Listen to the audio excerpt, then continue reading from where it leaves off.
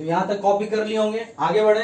चलिए देखिए नेक्स्ट है zinc sulphide. AB type structure में हम लोग करते हैं जिंक सल्फाइड की बात।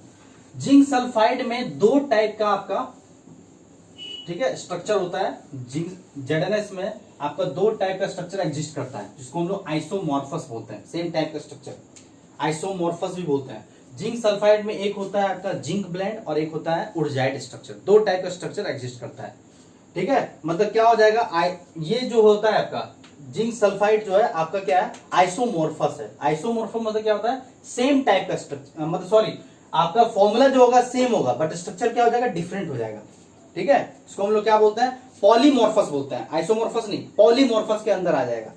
जिंक सल्फाइड का आपका दो डिफरेंट स्ट्रक्चर एग्जिस्ट कर सकता है। एक होता है आपका ब्लेंड स्ट्रक्चर और एक होता है उर्जाइट स्ट्रक्चर, उसको पॉलीमॉर्फस बोलते हैं। फॉर्मूला सेम होगा बट स्ट्रक्चर आपका अलग अलग होगा।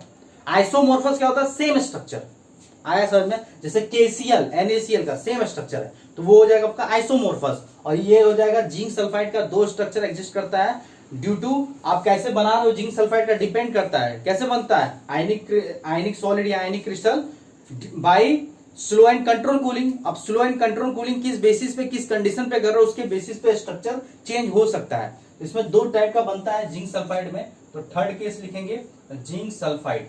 अब जिंक सल्फाइड में पहला केस लिखेंगे आप लोग, पहला केस लिखेंगे blend structure. Blend structure, blend structure कैसा होता है देखो यहाँ पे। ब्लेंड स्ट्रक्चर दो टाइप का स्ट्रक्चर होगा जिंक सल्फाइड का, एक होगा ब्लेंड स्ट्रक्चर और एक हो जाएगा आपका उर्जाइट स्ट्रक्चर। उर्जाइट स्ट्रक्चर, ठीक है, उर्जाइट स्ट्रक्चर ध्यान रखिएगा। दो टाइप का आपको स्ट्रक्चर देखने को मिलेगा, ठीक है। जो आपका ब्लेंड स्ट्रक्चर होगा वो सीसीपी हो जाएगा और जो उर्जाइट स्ट्रक्चर होगा वो एचसीपी होगा। अभी से ध्यान दीजिएगा। तो ब्लेंड स्ट्रक्चर जो होता है जिंक सल्फाइड का वो सीसीपी होता है, ठीक है। वो कैसे पता चला, एक्सपेरिमेंटली, अगर एक्सपेरिमेंटली फिर से आपको radius of Zn+2 and radius of S-2 अगर नोन हो जाए तो क्या हम निकाल सकते हैं इसका रेडियस रेशियो, निकाल सकते हैं, बोलिए हाँ।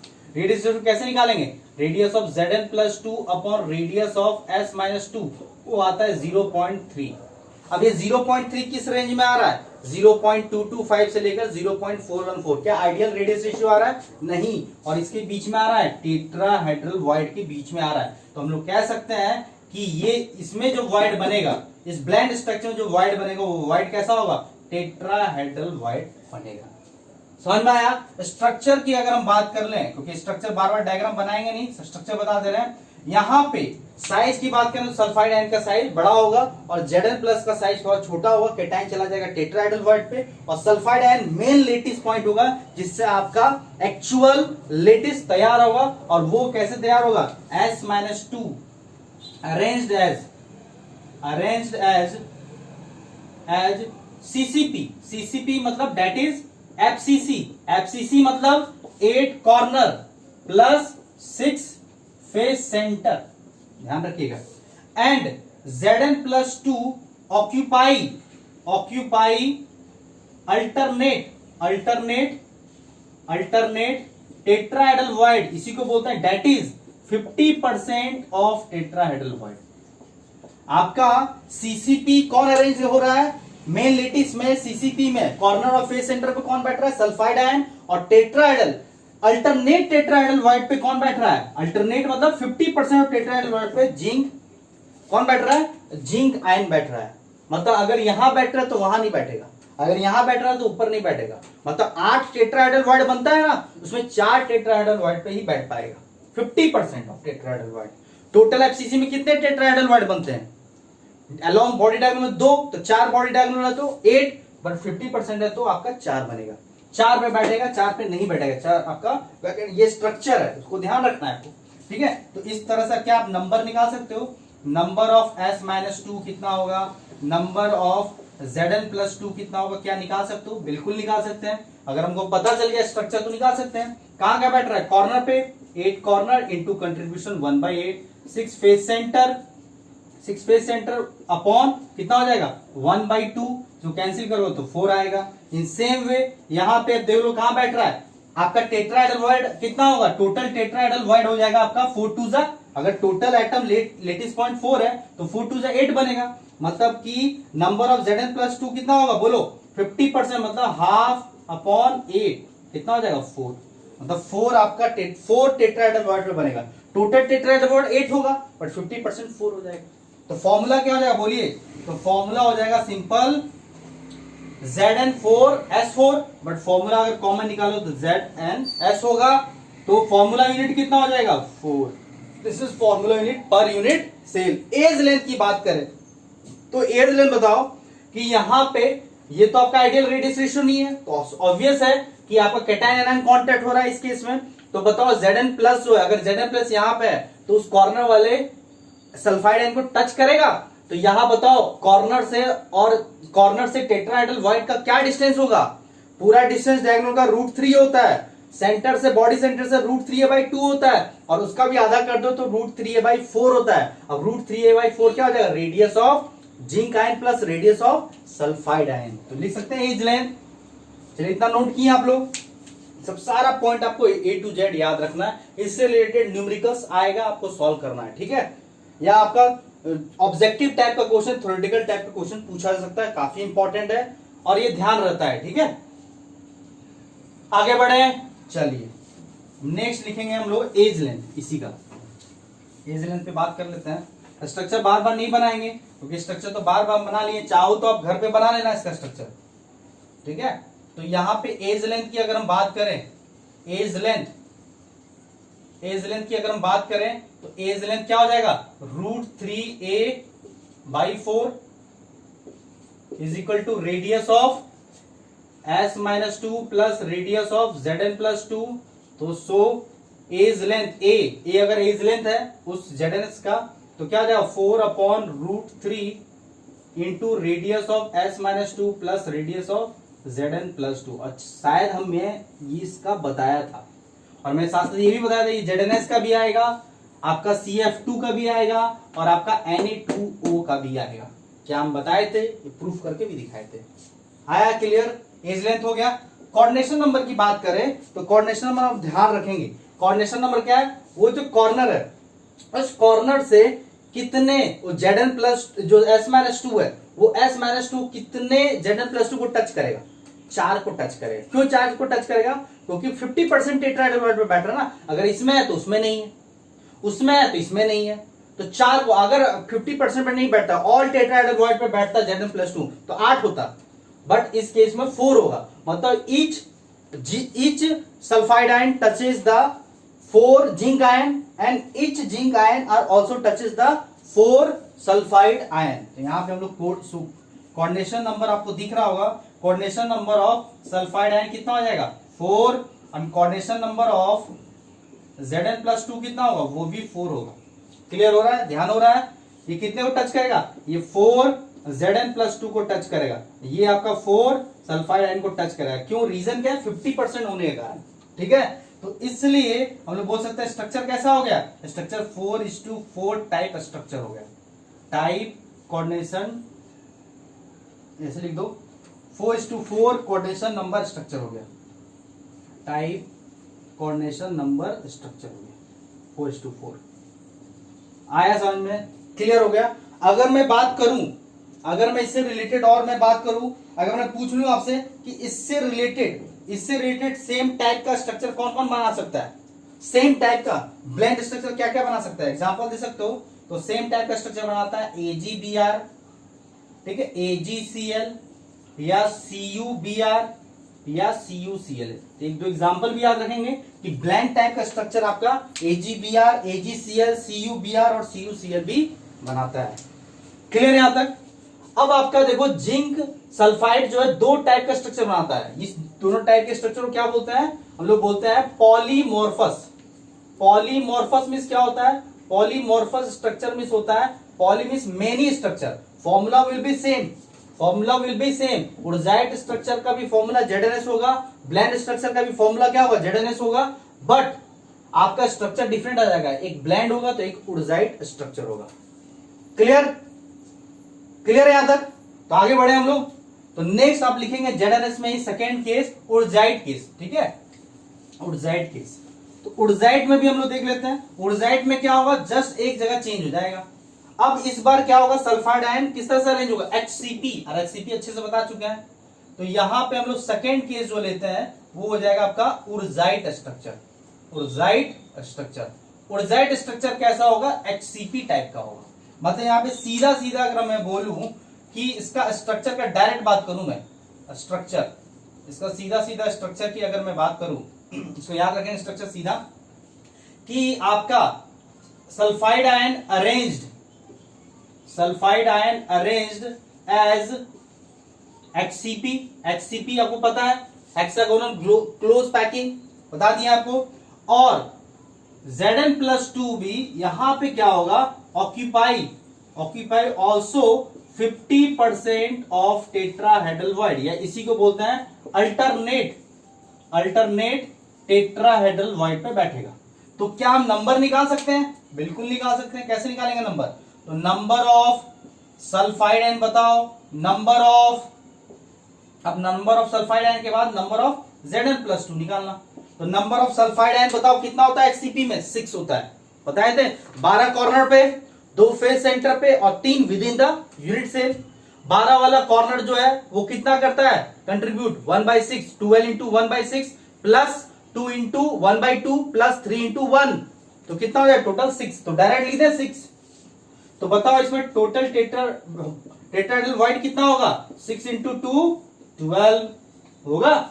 तो Zn+2 कितने में बैठ रहा है, 50% of tetrahedral void, alternate tetrahedral void, मतलब कितना हो जाएगा 50% मतलब half into 12 is equal to कितना हो जाएगा 6।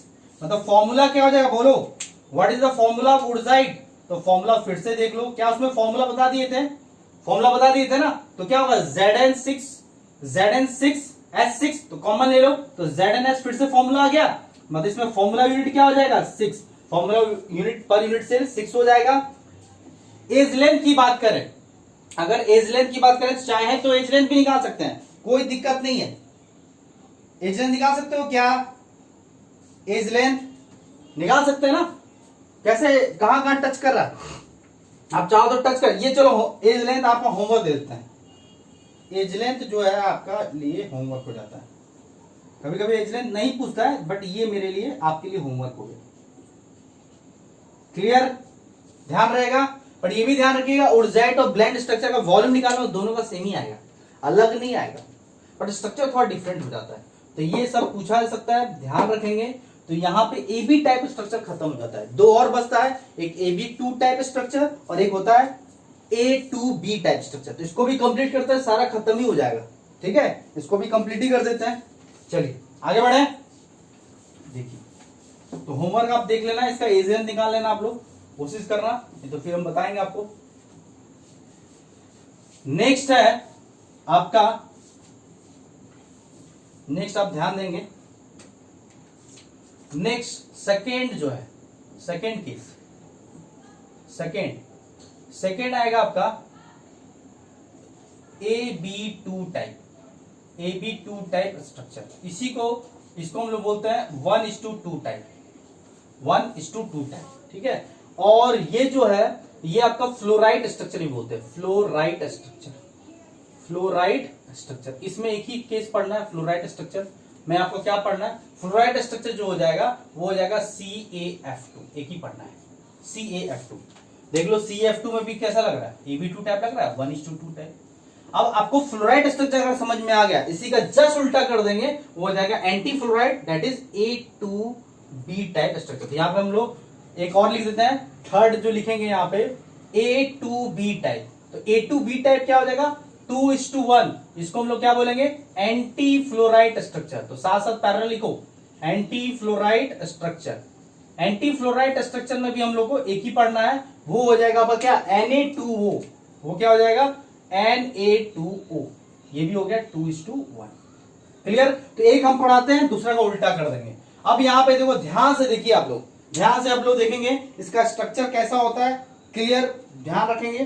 कुछ भी नहीं है, यहां पे आप देखोगे थोड़ा सा, अब ध्यान दीजिएगा, यहां पे क्या देख रहे हैं हम लोग कि कैल्शियम आयन है, यहां पे फ्लोराइड आयन है। कैल्शियम आयन फ्लोराइड आयन जो है, इसका भी रेडियस रेशियो जो आएगा, रेडियस रेशियो मतलब Ca प्लस, अब यहां पे देखो ध्यान से, कैल्शियम आयन बड़ा होगा या फ्लोराइड आयन? कैल्शियम आयन बड़ा होगा, size of calcium ion is greater than होगा साइज ऑफ F माइनस से। देख लो आप चेक करके, इसमें कितना होता है F माइनस में 228 हो जाएगा। कितना होगा इसमें हो जाएगा आपका 28, ध्यान है 9 होता है ना, तो इसमें हो जाएगा 28 और इसका कितना होगा 2882, इसमें 4 सेल इसमें 2 सेल, तो बड़ा तो यही होगा ना। तो इस केस में हम उल्टा करेंगे रेडियस रेशियो, कैसे निकालेंगे radius ratio? F minus upon Ca plus 2, ये किसके किसके बीच में आ रहा था? एक्सपेरिमेंटली देखा गया ये आ रहा था आपका CCP है ना, ये जो आ रहा था टेट्राहेड्रल वॉइड में बैठ रहा था, मतलब कि ये 0.0225 से लेकर 0.414 के बीच में बैठ रहा था, मतलब इसमें कौन सा वॉइड होगा? टेट्राहेड्रल वॉइड, ध्यान रखिएगा टेट्राहेड्रल वॉइड पे बैठेगा। तो टेट्राहेड्रल वॉइड पे कौन बैठेगा? फ्लोराइड आयन का साइज छोटा हो गया। बोले ना 100% सही नहीं है कि हमेशा केटाइन ही बैठेगा, एक दो केस ऐसा भी है जहां पे साइज एनाइन का छोटा हो जाता है, केटाइन का बड़ा हो जाता है, बट इन जनरल हमेशा आपका एनाइन का साइज बड़ा होता है केटाइन से। बट कुछ ऐसे केस हैं जहां पे साइज केटाइन का ज्यादा हो जाएगा, एनाइन का कम हो जाएगा, तो एनाइन का साइज जो छोटा है वो कहां बैठेगा? टेट्राहेड्रल वॉइड पे। तो अगर स्ट्रक्चर की बात करें हम, स्ट्रक्चर की अगर हम बात कर लें तो कैसा स्ट्रक्चर होगा? तो Ca+2 अरेंज्ड एज CCP। अब CCP बार बार लिखना जरूरी है क्या? That is FCC। अगर हम बोल देंगे कि F माइनस कहां बैठेगा, तो F minus fluoride ion occupy all the tetrahedral void, 100% tetrahedral void पे बैठ जाएगा, ध्यान रखिएगा। तो क्या हम नंबर निकाल सकते हैं? बोलो number of Ca+2, number of F minus fluoride ion कितना होगा? बोलो नंबर ऑफ कैल्शियम आयन हो जाएगा, देखो यहां पे 8 कॉर्नर इंटू 1/8 प्लस 6 इंटू 1/2, तो कितना हो गया 4, बार बार लिखेंगे नहीं। तो टेट्राहेड्रल वॉइड कितना बनता है? 8, 4 का डबल, क्योंकि मेन साइड में यही बैठा है, तो 4 इंटू 2 कर दो, 8 टेट्राहेड्रल वॉइड। तो अगर फॉर्मूला की अगर बात कर ले, फॉर्मूला क्या हो जाएगा? बोलो व्हाट इज द फॉर्मूला? तो फॉर्मूला देख लो आप, क्या हो जाएगा? CA4F8 कॉमन लोगे 4, तो CaF2, तो आपका फॉर्मूला यूनिट कितना आया? 4 कॉमन लोगे ना, CA4F8, तो 4 कॉमन ले लिए, तो फॉर्मूला यूनिट सेल 4 होगा, तो CF2 आ गया।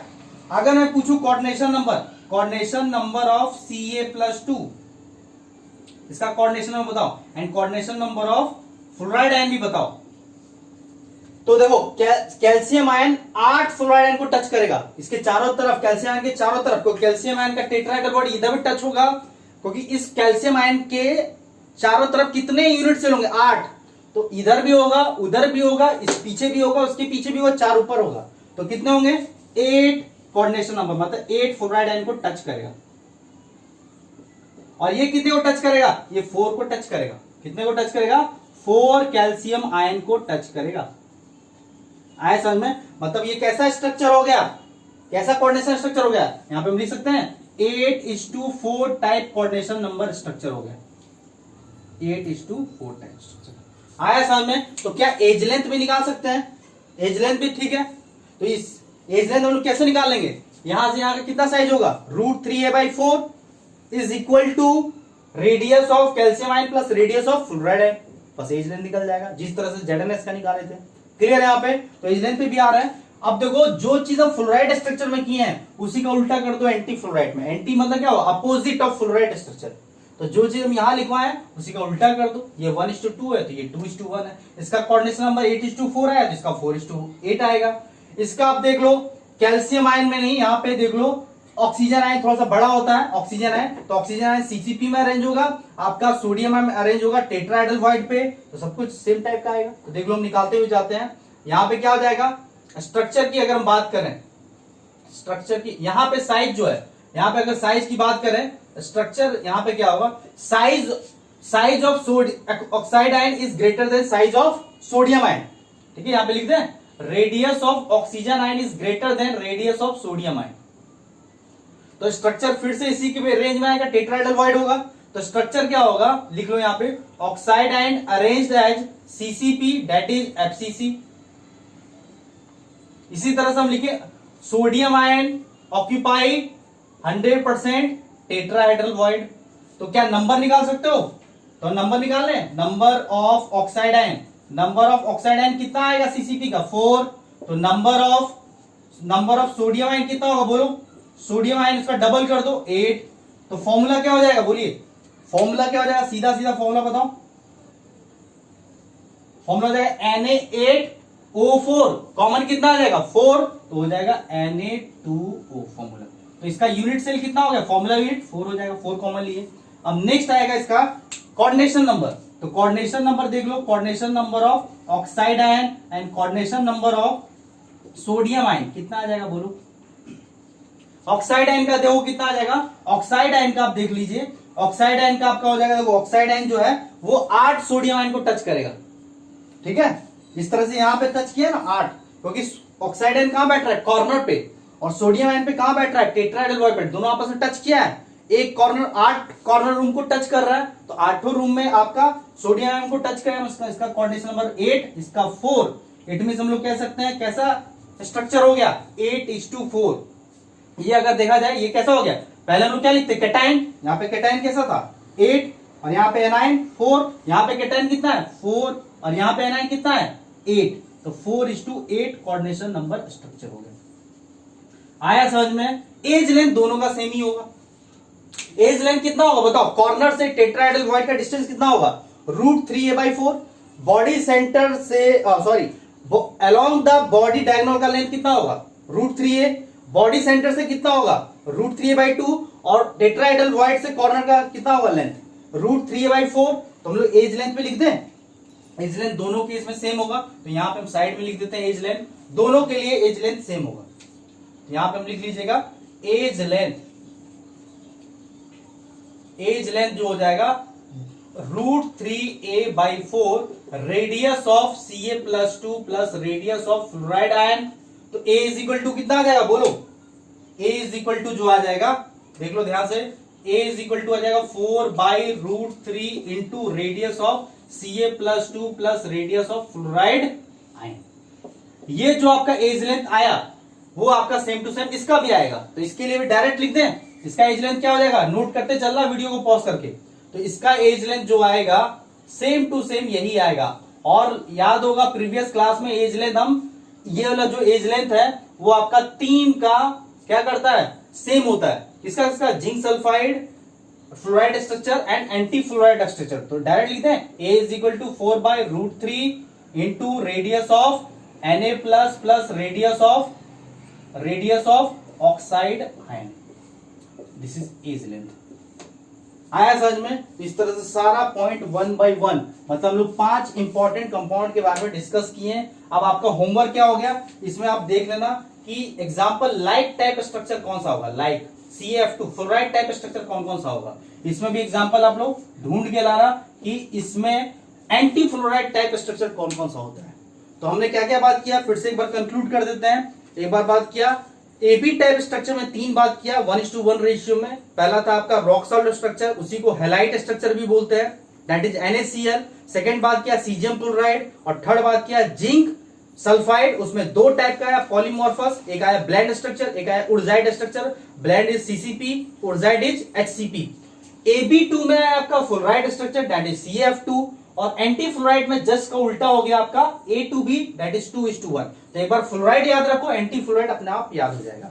कुछ होमवर्क भी बीच बीच में दिए हैं, उसको करके आना, कर सकते हो। तो यहाँ पे जितना भी स्ट्रक्चर था ऑर्गेनिक कंपाउंड से जो हमारे जेई और नीट में इंक्लूड है वो सारा मैंने डिस्कस कर लिया। इससे रिलेटेड ढेर सारा न्यूमेरिकल्स मिलेगा जब आपको सॉल्व कराएंगे, ठीक है, और पूछा भी गया है। और इसके बाद जो स्ट्रक्चर मैं नहीं जो बताया एडवांस के लिए, एडवांस में पूछा जाता है जैसे इनवर्स स्ट्रक्चर है, spinal structure, inverse spinal structure, Carborundum structure, ठीक है, डायमंड स्ट्रक्चर, फिर है प्रोबोस काइट स्ट्रक्चर, ये सब डिफरेंट स्ट्रक्चर बाकी है जो कि, या ग्रेफाइट स्ट्रक्चर, ये सब भी स्ट्रक्चर पढ़ना है, बट वो एडवांस लेवल पे पढ़ना है। तो वो हमारा बात नहीं है, अभी हम लोग को इतना करना है, एडवांस के लिए हम लोग बाद में डिस्कस करेंगे, नीट में तो पूछता ही नहीं है, इतना आपको ध्यान रखना है। इसके बाद हम लोग जो नेक्स्ट टॉपिक स्टार्ट करेंगे वो हो जाएगा हमारे लिए सॉलिड डिफेक्ट। अब इसके बाद जो चैप्टर कंटिन्यू होगा वो जनरल अवेयरनेस टाइप का टॉपिक है, थ्योरेटिकल टाइप का टॉपिक है। आपको सब पॉइंट ध्यान रखना है, समझ के इससे रिलेटेड थ्योरेटिकल क्वेश्चन पूछता है। तो इसके बाद जो लेक्चर होने वाला है एकदम जनरल अवेयरनेस, ज्यादा लिखवाएंगे नहीं, समझाते हुए आगे बढ़ेंगे। और 2-3 दिन लगेंगे, पूरा टॉपिक पूरा चैप्टर कंप्लीट हो जाएगा A to Z। इसके बाद आप इससे रिलेटेड जितना भी क्वेश्चन कहीं से भी आता है सॉल्व कीजिए, 100% बनेगा। नहीं बनेगा तो डाउट पूछिए, आपको विद इन 24 आवर्स में सोल्यूशन मिलेगा। ठीक है, तो यहां तक रिवाइज कीजिए और आज के लिए थैंक यू।